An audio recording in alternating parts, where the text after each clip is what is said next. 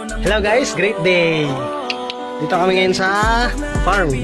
So, nag-aani kami ngayon ng mani. Gusto ko ipakita sa inyo gaano kaganda dito. Tapos, nandito ako sa kuboy. Labas ako. Yun! Yan! So, mamaya, papakita ko sa inyo paano mag-ani ng mani. Yan! Eto.